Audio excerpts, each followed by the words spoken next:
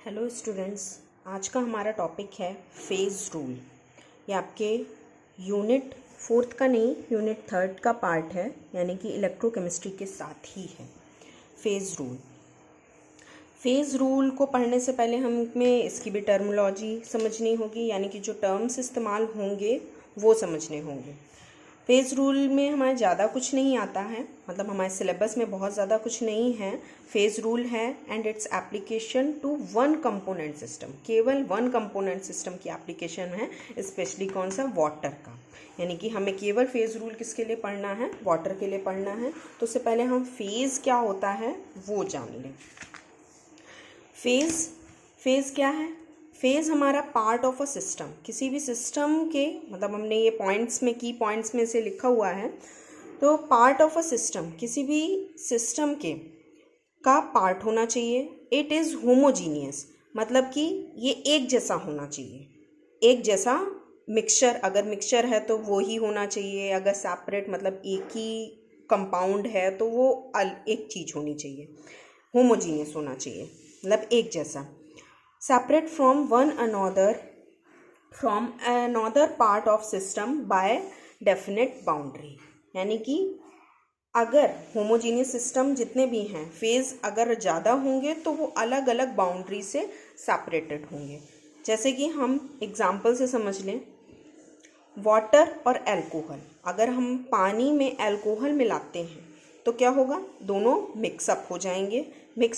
ये क्या बनाएगा, होमोजीनियस सिस्टम। यानी कि अब हमने जो पानी और अल्कोहल को मिक्स किया है, मिलाया है, तो अब वहाँ पर पता नहीं चल रहा कि पानी कहाँ है और अल्कोहल कहाँ है, तो वो एक क्या कहला रहा है, होमोजीनियस कहला रहा है, मिक्सचर, होमोजीनियस सिस्टम बना। लेकिन अगर हम वाटर और ऑयल को मिक्स करें, वाटर और ऑयल मिलाएं, तो क्या होगा, तब हमारा मिक्सचर में कितना भी हम उसे शेक करें, कुछ टाइम बाद एक सेपरेट लेयर बन जाएगी ऑयल और वाटर की। ऑयल ऊपर आ जाएगा और वाटर नीचे चला जाएगा। आपको ये सेपरेट लेयर दिखेगी, यानी कि हमें होमोजीनियस सिस्टम यहाँ कितने मिलेंगे, एक और दो, सेपरेटेड फ्रॉम अदर पार्ट, एक पार्ट से दूसरे पार्ट का सेपरेशन हो जाएगा, एक बाउंड्री टाइप की क्रिएट हो जाएगी। हमारा सिस्टम कौन सा है, ऑयल और वाटर का सिस्टम है, यानी कि पार्ट ऑफ अ सिस्टम हमारा क्या है, ऑयल और वाटर। ये कंटेनर हमारा सिस्टम का पार्ट नहीं है, केवल हमने वाटर और ऑयल लिया है। होमोजीनियस सिस्टम ये अलग है, ये अलग है, ये दोनों अलग अलग हैं, इसी और सेपरेट हो गए एक बाउंड्री से। तो हमें यहाँ कितने फेज मिले, ओवरऑल 2 फेज मिले, 1 और 2। लेकिन यहाँ कितने फेज मिल रहे थे, केवल एक ही मिल रहा था, क्योंकि एक पूरा मतलब एक पूरा होमोजीनियस सिस्टम तैयार हो गया। इसके अलावा भी और कोई एग्जाम्पल ले सकते हैं। वाटर और अल्कोहल के अलावा हम पानी में शुगर अगर डिज़ोल्व कर लें तो क्या होगा, वो भी एक होमोजीनियस सिस्टम होगा, फेज़ एक होगी। लेकिन अगर हम पानी में कोई लकड़ी का टुकड़ा डाल दें तब क्या होगा, लकड़ी का टुकड़ा उसमें डिज़ोल्व नहीं होगा, अलग बना रहेगा। यानी कि वाटर में हमने क्या डाला, पानी में एक लकड़ी का टुकड़ा डाल दिया, चाहे वो तैरे या फिर कुछ और, हमने आयरन का टुकड़ा डाल दिया तो वो नीचे बैठ जाएगा। लेकिन ओवरऑल हमें 2 सिस्टम अलग अलग दिखेंगे, एक तो वो लकड़ी का टुकड़ा और वो पानी, तो एक सेपरेट लेयर सी फॉर्म होगी। तो कितने सिस्टम हो गए, 1 और 2 सिस्टम हो जाएंगे। तो ये क्या कहलाएगा, हमारा होमोजीनियस सिस्टम, 2 सिस्टम्स का फेज होगा। आगे हम किस किस तरीके से इसे सेपरेट कर सकते हैं, उसके थोड़े प्रोसीजर देख लें। जैसे मिक्सचर ऑफ गैसेस हमेशा मिक्स होती हैं, कभी ऐसा नहीं होगा कि अलग अलग लेयर्स फॉर्म करें। जितने भी गैसेस होंगी, जैसे ए गैस है, बी गैस है, सी गैस है, और भी अगर गैसेस हैं, तो वो क्या मिलके क्या बनाएगा, केवल और केवल एक फेज बनाएगा। उसके लिए 2-3 फेज का ऑप्शन नहीं है, क्योंकि ये बिल्कुल होमोजीनियस मिक्सचर होता है। मिक्सचर ऑफ लिक्विड, अगर लिक्विड का होता है तो यहाँ 2 टाइप के हो सकते हैं। एक तो मिक्सेबल लिक्विड जो मिक्स हो जाए, जैसे कि अभी हमने वाटर और अल्कोहल का देखा था। एक होता है इमिसिबल या पार्शियली मिक्सेबल लिक्विड। इमिसिबल यानी कि बिल्कुल भी मिक्स ना हो, या फिर थोड़ा बहुत मिक्स हो जाए, लेकिन थोड़ा बहुत मिक्स हो रहा है, बाकी पार्ट अगर मिक्स नहीं हो रहा है, तो वहाँ पर भी ऐसी लेयर ज़रूर फॉर्म होगी।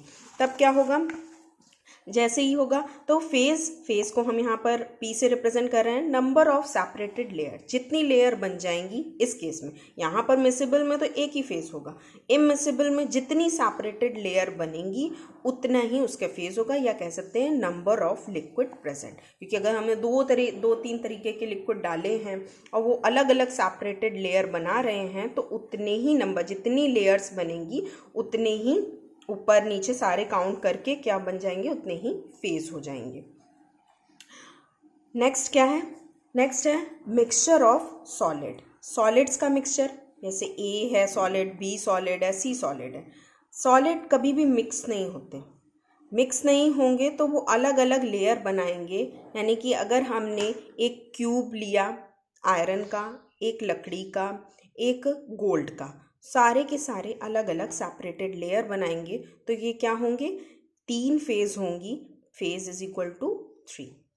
एक्सेप्ट एलॉय, एलॉय इस केस में नहीं आते हैं क्योंकि एलॉय टोटली मिक्स्ड होते हैं, तो वो क्या होते हैं, फेज केवल एक ही दिखाते हैं क्योंकि वो मिक्स्ड हो जाते हैं, एक होमोजीनियस मिक्सचर बनाते हैं।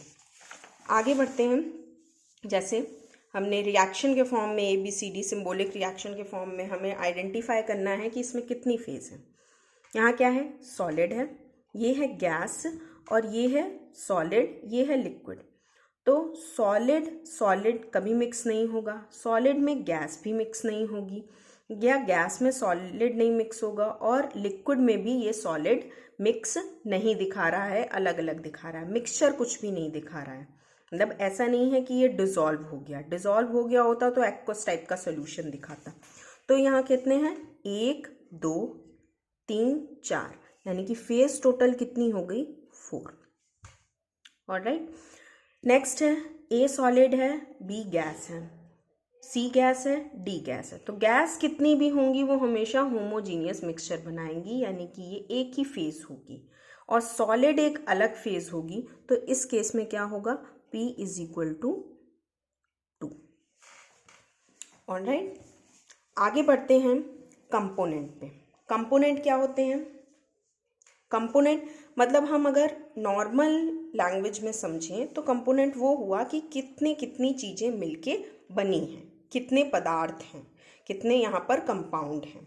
लेकिन ये साधारण लैंग्वेज में तो ठीक है, जनरल लैंग्वेज में ठीक है, लेकिन इसकी भी डेफिनेशन होती है, the least number of independent chemical constituent, यानी कि कम से कम इंडिपेंडेंट केमिकल कॉन्स्टिट्यूएंट होने चाहिए in terms of which the composition of every phase can be expressed by meaning of the chemical equation. वैसे तो कंपोनेंट के लिए हमें एक पूरी सेपरेट लेक्चर चाहिए, इतना टाइम नहीं है हमें, ना ही आपके सिलेबस में बहुत ज़्यादा डीप में कंपोनेंट है, तो हम इसे शॉर्ट में ही यहाँ पर अभी डिस्कस करते हैं। ज़रूरत होगी, अगर आपकी रिक्वायरमेंट होगी कि कंपोनेंट अलग से पढ़ाया जाए, तो उसके लिए एक अलग से वीडियो बना दिया जाएगा। तो इसमें देख लीजिए, कंपोनेंट जनरली ये क्या है, आइस है, वाटर है, वेपर है। आइस में क्या है, H2O है, वाटर में भी H2O है, यानी कि लिक्विड कह सकते हैं, यहाँ हमने वाटर लिख दिया है, लिक्विड कह सकते हैं, और वेपर यानी कि गैस, यहाँ पर भी H2O है। तो ओवरऑल चाहे सॉलिड हो, लिक्विड हो या गैस हो, सब में क्या है, H2O ही है, केवल और केवल एक कंपोनेंट है, तो ये क्या कहलाएगा, वन कंपोनेंट सिस्टम, यानी कि यहाँ पर component C is equal to होगा 1। लेकिन फेज अगर देखें तो क्या होगा, एक तो सॉलिड है, सॉलिड में लिक्विड नहीं मिक्स होगा, और यहाँ पर गैस भी नहीं मिक्स होगी, यानी कि तीनों अलग अलग फेज हैं, आपको अलग अलग सेपरेटेड दिखाई देंगी। तो यहाँ क्या है, इक्विलिब्रियम साइन लगा हुआ है, यानी कि तीनों फेज एग्जिस्ट कर रही हैं एक साथ। ये साइन कौन सा है, इक्विलिब्रियम, यानी कि आइस से वाटर बन रहा है, वाटर से आइस बन रही है, यहाँ पर वाटर से वेपर भी बन रही है, और वेपर से वाटर बन रहा है, यानी कि तीनों कंपोनेंट हैं, तीनों फेज हैं, तो यहाँ फेज इज इक्वल टू 1 हो जाएगा। ऐसे ही there is only one component but phase are 3, वही चीज़ है, एक ही कंपोनेंट है इसमें, और लेकिन फेज यहाँ पर मैंने एक लिख दिया, 3 है। ओके, आगे आते हैं डिग्री ऑफ फ्रीडम। टर्म है डिग्री ऑफ फ्रीडम, ये क्या होता है, ये होता है the minimum number of variable. Variable कौन से वेरिएबल? प्रेशर, टेम्परेचर और composition. The minimum number of variables, इन्हीं वेरिएबल्स की बात करेंगे, प्रेशर, टेम्परेचर और composition, which are required to define the state of the system, जो हमारी स्टेट को डिफाइन करे। यानी कि अगर हमें प्रेशर दे दिया जाए और टेम्परेचर दे दिया जाए तो हमें कंपोजिशन पता चल जाए, या प्रेशर दिया जाए तो हम टेम्परेचर और कंपोजिशन बता सकें, मतलब वाइस वर्सा। हमें एक या दो चीज़ दी जाए उसके ऊपर डिपेंड करता है। तो एक चीज़ दी जाएगी तब दूसरी चीज़ बता पाएंगे, या दो चीज़ दी जाएगी, ये हमारा क्या बताता है? Degree of freedom F. F क्या हो सकता है? 0 हो सकता है, 1 हो सकता है, 2 हो सकता है। टर्म इसको देखते हैं, पहले हम फॉर्मूला पे आते हैं। F is equal to C minus P plus 2। C क्या है? सी यही है कंपोनेंट्स। पी क्या है? फेज, जो अभी हमने दोनों चीज़ें देख ली। ये 2 क्या है? यहाँ पर ये 2 ये दिखा रहा है टेम्परेचर और प्रेशर को, यानी कि टेम्परेचर और प्रेशर के बीच में अगर हमने ग्राफ को प्लॉट किया है, दो कंपोनेंट, दो वेरिएबल लिए हैं, कंपोनेंट कह रहे हैं, दो वेरिएबल लिए हैं, कौन से? प्रेशर और टेम्परेचर। अगर ये दो वेरिएबल लिए हैं तब हमारा फेज डिग्री ऑफ फ्रीडम का क्या फॉर्मूला होगा? F is equal to C minus P plus 2। ये फॉर्मूला होगा। 2 किस लिए है? टेम्परेचर और प्रेशर, क्योंकि हमने दो टर्म लिए हैं उसके बीच में प्लॉट बनाया है। यानी कि अगर हम इस तरीके से प्लॉट बनाए, एक साइड टेम्परेचर लें, एक साइड प्रेशर लें, तब क्या होगा? तब हमारे डिग्री ऑफ फ्रीडम अकॉर्डिंगली पता चलेगी। अब ये चीज़ आपको एग्जैक्टली क्लियर होगी जब हम वाटर का फेज डायग्राम देखेंगे, तभी हमें ये डिग्री ऑफ फ्रीडम क्लियर होगी। लेकिन यहाँ अभी हम टर्म देख लें मोटा मोटा कि क्या होता है। F इज इक्वल टू 0, यानी कि नॉन वेरिएंट, यानी कि किसी पर डिपेंड नहीं कर रहा है। यानी डिपेंड ना करने का मतलब है हमें कुछ भी बताने की ज़रूरत नहीं है, ना टेम्परेचर ना प्रेशर, कोई भी चीज़ बताने की ज़रूरत नहीं है, और हमें पता चल जाएगा वहाँ पर कौन सी फेज है, क्या चीज़ है। ठीक है, यानी कि no degree of freedom. F is equal to 1 univariant, इसका मतलब है हमें टेम्परेचर या प्रेशर में कोई एक चीज़ बताने की ज़रूरत है, तब हमें पता चलेगी कि कौन सी स्टेट में है हमारा कंपाउंड जो हमने ग्राफ बनाया है जिसके लिए। यानी कि 1 degree of freedom. F is equal to 2 means bivariant, यानी कि हमें दो चीज़ें बताने की ज़रूरत है, टेम्परेचर और प्रेशर दोनों चीज़ें बताने की ज़रूरत है, तब हमें पता चलेगा वो सॉलिड है, लिक्विड है या गैस है।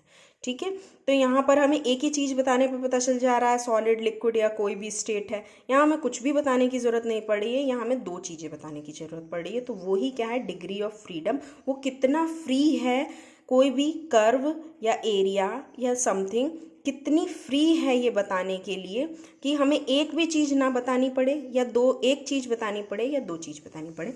अब ये एग्जैक्टली क्लियर होगा आपके कर्व से। तो हम आ जाते हैं सीधे, जो इसकी एप्लीकेशन है वाटर का phase diagram. Alright, phase diagram से फिर हम डिग्री ऑफ फ्रीडम को और अच्छे से समझ पाएंगे। वाटर का ये हमारा फेज डायग्राम है। ऑलराइट, दिख रहा होगा आपको। वाटर का ये फेज डायग्राम है। नीचे बना हुआ टेम्परेचर इन डिग्री सेल्सियस, यहाँ पर है प्रेशर इन एटमॉस्फेयर।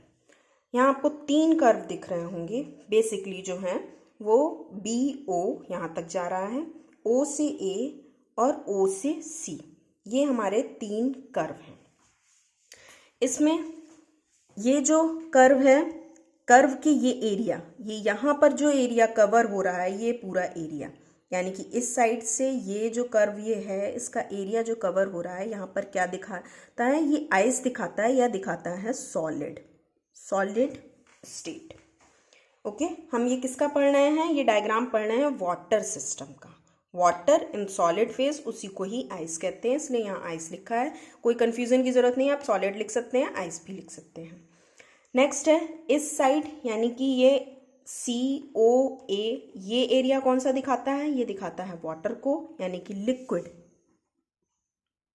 ये लिक्विड फेज या लिक्विड स्टेट को दिखाता है वाटर की, पानी की ये लिक्विड स्टेट को दिखाता है। और ये जो नीचे का एरिया है, ये आपके वाटर वेपर यानी कि गैस स्टेट को बताता है।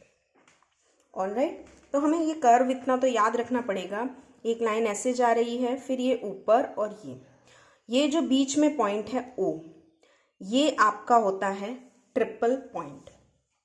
ये जो आपका बीच का पॉइंट है O, वो कौन सा है? ट्रिपल पॉइंट, यानी कि यहाँ पर 1 2 3 कर्व आके मिल रहे हैं। नीचे ये इस O पे आ जाए तो इस O का फिक्स है, यानी कि टेम्परेचर फिक्स है इस O पे, क्या है? 0.0078 डिग्री सेल्सियस। ये याद रखना है, ये डिग्री सेल्सियस में है। और इसकी रिगार्डिंग जो प्रेशर है वो कितना है? 4.58, यानी कि जब भी वाटर mmHg में है, ये एटमॉस्फेयर नहीं है, एटमॉस्फेयर ये है, क्योंकि ये बहुत छोटा है, एटमॉस्फेयर में इतना ना निकालें, इसलिए हमने इसे में क्या कर दिया? mmHg में इसे कन्वर्ट कर दिया। तो हम mmHg में ही इस प्रेशर को काउंट करेंगे। ये पॉइंट है 4.58 mmHg, और टेम्परेचर कितना? 0.0078, यानी कि जब भी हमारा इतना प्रेशर और इतना टेम्परेचर क्रिएट होगा, ये दोनों चीज़ें होंगी, तो हमें क्या मिलेगा? एक ट्रिपल पॉइंट मिलेगा। एक्चुअल में ये ट्रिपल पॉइंट क्या है? जैसे कि यहाँ पर सॉलिड है, यहाँ लिक्विड है, यहाँ पर गैस है, तो ये ट्रिपल पॉइंट एक्चुअल में क्या दिखाता है? ट्रिपल पॉइंट मतलब तीनों चीज़ें, सॉलिड, ट्रिपल पॉइंट क्या दिखा रहा है? सॉलिड स्टेट इक्विलिब्रियम में है किसके? लिक्विड स्टेट के, और ये लिक्विड स्टेट भी इक्विलिब्रियम में है गैस स्टेट के। यानी कि ट्रिपल पॉइंट पे, इस पॉइंट पे सॉलिड भी आपको मिलेगा, लिक्विड भी मिलेगा, गैस भी मिलेगा। तीनों फेजेस या तीनों स्टेट एक साथ मिलेंगी, इसीलिए इसे क्या कहते हैं? Triple point. और इसका टेम्परेचर और प्रेशर दोनों फिक्स होता है। टेम्परेचर कितना होता है? टेम्परेचर होता है 0.0078 डिग्री सेल्सियस, और प्रेशर कितना होता है? प्रेशर होता है 4.58 mmHg। ऑलराइट, फिर हमें इस कर्व में और क्या चीज़ें दिख रही हैं? एक तो दिख रहा है ये कर्व, ये कर्व, ये कर्व। ये तीनों ही कर्व एक्चुअल में क्या है? दो फेस को सेपरेट कर रही हैं। जैसे कोई भी एक ले ले, ये वाला कर्व है तो ये लिक्विड और गैस को सेपरेट कर रही है, यहाँ और यहाँ इसे सेपरेट कर रही है। ये वाला कर्व किसे सेपरेट कर रहा है? ये वाली लाइन ये कर रहा है सॉलिड और लिक्विड को, और ये वाली लाइन किसको कर रही है? सॉलिड, इस साइड सॉलिड है, इस साइड गैस है। तो कर्व पे, किसी भी कर्व पे क्या होते हैं? सबसे पहले एक कर्व अगर उठा ले, OB की बात करें, एक कर्व की बात कर रहे हैं OB, तो OB पे आपको क्या दिख रहा है? सॉलिड और गैस, यानी कि OB पे जो भी होगा वो सॉलिड और गैस का इक्विलिब्रियम होगा। सिमिलरली OC पर क्या होगा? OC पर होगा, यहाँ सॉलिड और लिक्विड का इक्विलिब्रियम होगा, सॉलिड और लिक्विड का इक्विलिब्रियम है। और लास्ट में हमारा OA पर क्या है?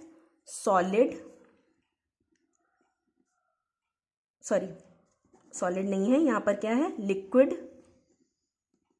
और गैस का इक्विलिब्रियम। ऑलराइट, तो हमें तीनों के इक्विलिब्रियम यहाँ पर, मतलब अलग अलग कर्व पे इक्विलिब्रियम मिल रहे हैं। तो हम कह सकते हैं कर्व पे, ट्रिपल पॉइंट पे तो हमें 3 फेज मिल रही थी, यानी कि यहाँ पर P = कितनी है? 3 है। कर्व पे क्या मिल रहे हैं? 2 फेज मिल रहे हैं, सॉलिड गैस, यानी कि P = 2। OC हो तो सॉलिड और लिक्विड, यहाँ पर भी P = 2। OA हो तो लिक्विड और गैस, यानी कि हमें कर्व पर कितनी फेज मिलती हैं? कर्व पर हमें मिलती हैं 2 फेज हमेशा, और ट्रिपल पॉइंट पे कितनी मिलती हैं? 3 फेज मिलती हैं। अब इसके आगे हम बढ़ते हैं, आगे आए, अब एरिया पे आ जाते हैं। एरिया मतलब ये पार्ट या ये पार्ट या ये पार्ट। यहाँ पर क्या है? एरिया किस तरीके से डिफाइन कर सकते हैं? एरिया, कोई भी एरिया हो, जैसे कि हमारा सबसे BOC है, फिर है हमारा OCA या COA, लास्ट है AOB। सबसे पहले वाले में इसमें क्या मिल रहा है, केवल और केवल हमें सॉलिड मिल रहा है, फिर हमको क्या मिल रहा है, लिक्विड मिल रहा है, और फिर क्या मिल रहा है, गैस मिल रही है।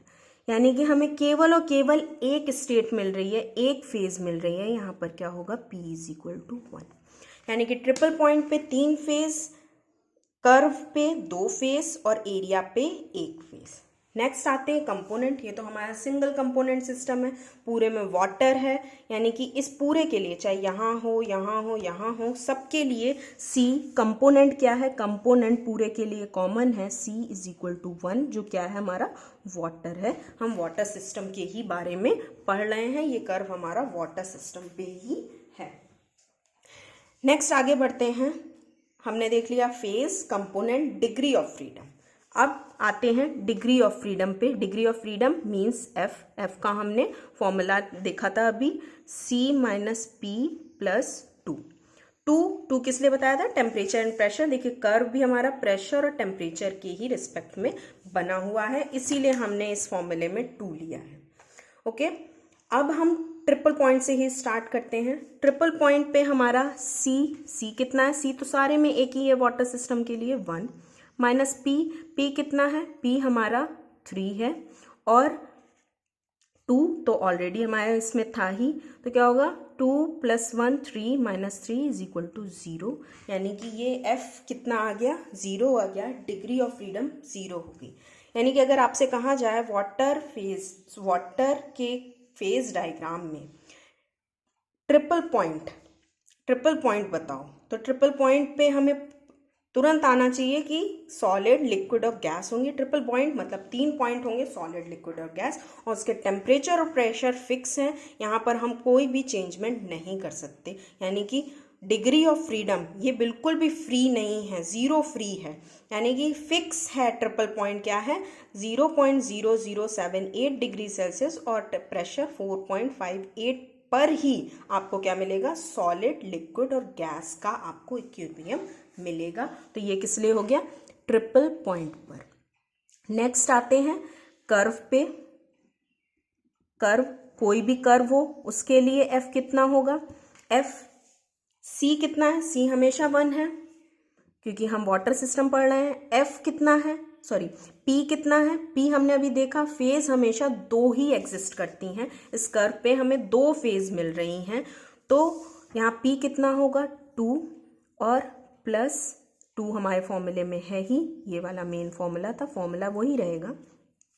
तो कितना हो गया, F हो गया 1, यानी कि डिग्री ऑफ फ्रीडम कितनी हो गई, 1 हो गई। यानी कि हमें जब भी कर्व पे आना है तो कर्व पे हमें बताना होगा कि एक चीज़ तो बतानी ही होगी, या तो हम टेम्परेचर को बताएंगे या प्रेशर को बताएंगे। जैसे ही हम टेम्परेचर को बताएंगे तो उसी अकॉर्डिंग हमारा प्रेशर सेट हो जाएगा। जैसे कि अगर हम इस कर्व पे आ जाते हैं, इस कर्व पे अगर हम टेम्परेचर बताएं 100 डिग्री सेल्सियस, तो 100 डिग्री सेल्सियस पे आप इस कर्व पे जाएंगे तो आपको प्रेशर खुद ब खुद पता चल जाएगा कि 1 एटमॉस्फेरिक प्रेशर है। ओके, तो हमें एक चीज बतानी पड़ेगी, दूसरा अपने आप ही फिक्स हो जाएगा और कर्व पे आ जाएगा। तो कर्व हम जब भी पढ़ते हैं तो हमें एक चीज डिफाइन करनी पड़ती है, उसी को क्या कहते हैं, डिग्री ऑफ फ्रीडम 1, यानी कि यूनिवेरिएंट। एक पे तो ये डिपेंड कर रहा है, ये एक पे भी डिपेंड नहीं कर रहा। सिमिलरली हम एरिया पे आए,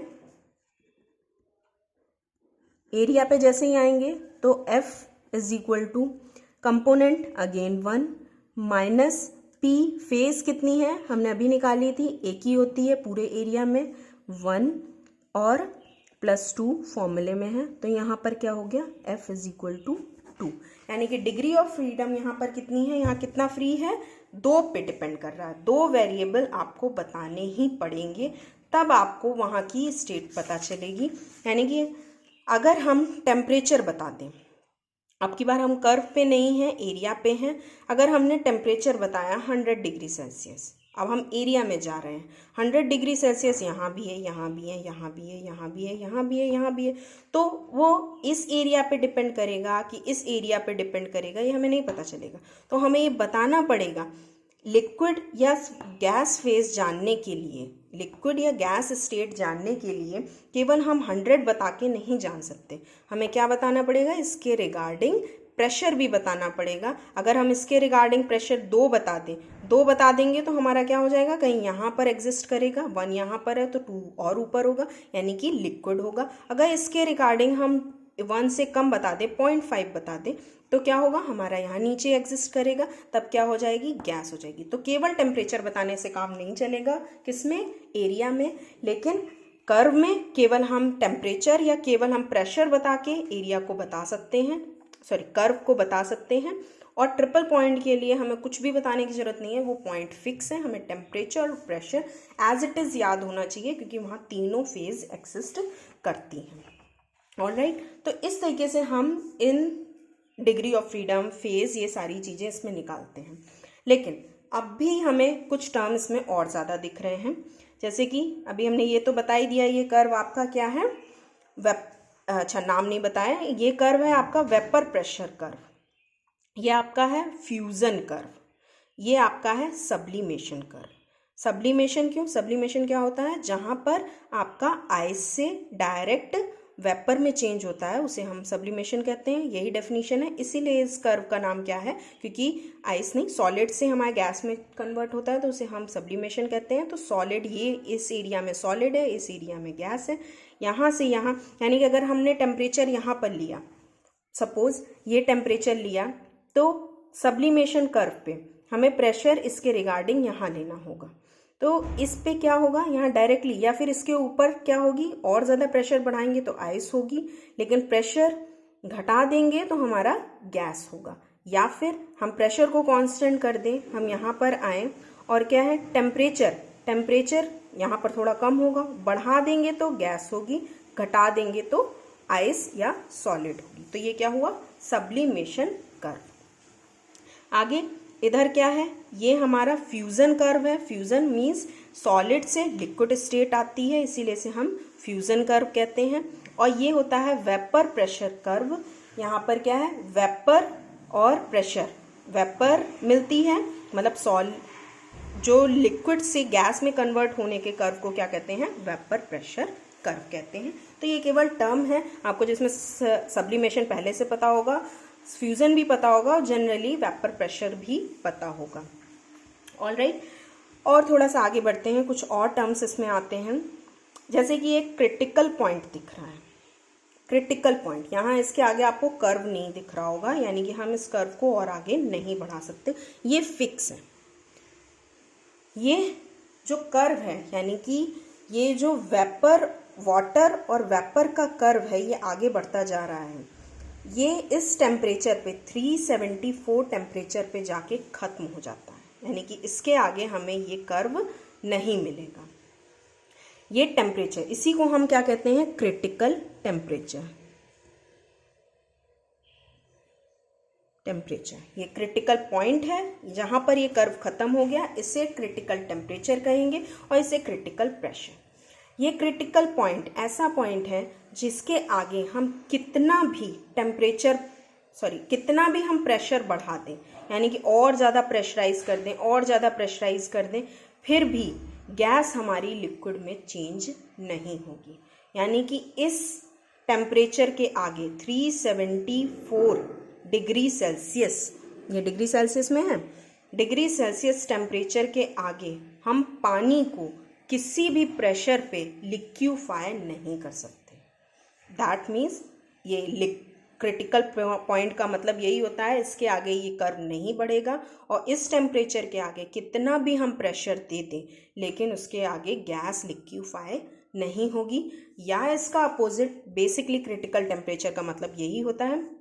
इसके अपोजिट अगर हम प्रेशर के टर्म्स में देखें, क्रिटिकल प्रेशर, इस प्रेशर के आगे, यानी कि अगर हमने प्रेशर इसका बढ़ाया या इसके आगे इस प्रेशर के नीचे नहीं, इस प्रेशर के ऊपर और प्रेशराइज किया, उसके आगे हम कितना भी टेम्परेचर ले लें, यानी कि यहाँ पर अगर हम प्रेशर में हम यहाँ पर आ गए इसके रिगार्डिंग, तो अब हम कितना भी यहाँ पर टेम्परेचर ले लें, लेकिन वो गैस क्या होगी, लिक्विफाई नहीं होगी। यही इसकी बॉर्डर लाइन है।